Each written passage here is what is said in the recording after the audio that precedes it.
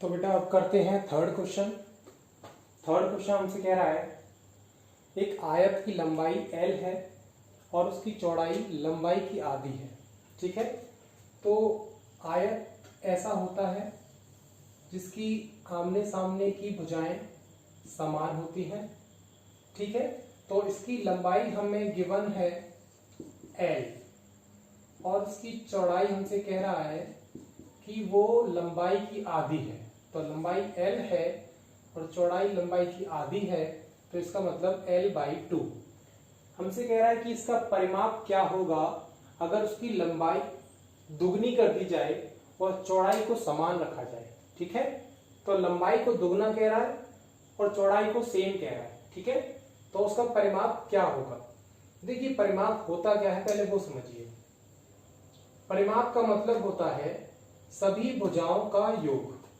परिमाप का मतलब होता है बेटा सभी भुजाओं का योग।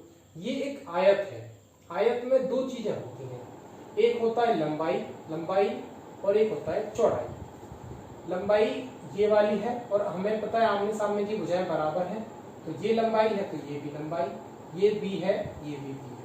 मैंने कहा परिमाप का मतलब होता है चारों भुजाओं का योग। तो बेटा परिमाप होता है एक आयत का 2 गुणा लंबाई प्लस चौड़ाई, ये इसका फॉर्मूला होता है।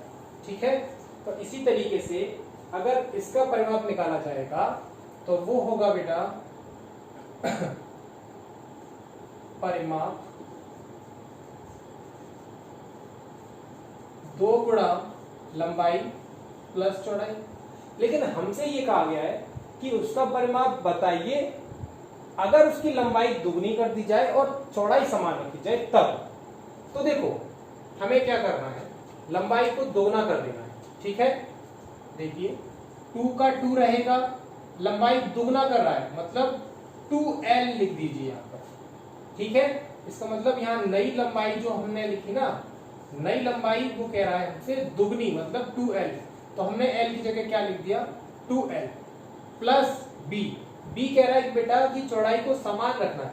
समान मतलब जितनी है उतनी रखो। तो B बेटा कितनी थी चौड़ाई L/2, तो यहां पर आ जाएगा L/2। अब इसको सॉल्व करिए, 2 का 2 लिखा रहेगा और इसको सॉल्व करना है।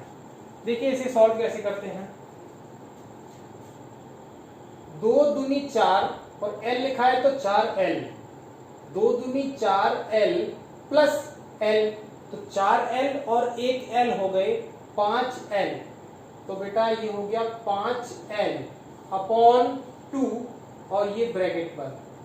बेटा देखो ये इनटू में है, अगर हम यहाँ किसी ब्रैकेट में कोई चीज लिखी हो और बाहर कोई नंबर हो तो उनके बीच में अगर कोई साइन नहीं है तो इसका मतलब उसमें इनटू है, तो ये इनटू होगा यहाँ। तो 2 से 2 काट दो और आंसर आ गया 5L। ठीक है, तो इसका परिमाप होगा 5L।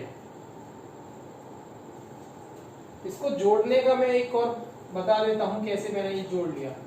आपने कभी ये पढ़ा होगा 2 1/2, ऐसे क्वेश्चन करते हैं मैथ्स में, 2 दूनी 4 और 1 5/2। ठीक है, तो एक्चुअली मैं ये जो 2 1/2 लिखा हुआ है ना, इसको मैं ऐसे भी लिख सकता हूं 2 + 1/2। इसका आंसर भी आएगा 5/2 और इसका आंसर भी आएगा 5/2। तो अगर इस तरीके से ही तो लिखा था ये 2 1/2, इसमें L और आ जाएगा, L हटा देंगे तो यही हो जाएगा। ठीक है, तो ये इसका आंसर हो गया आपका थर्ड क्वेश्चन।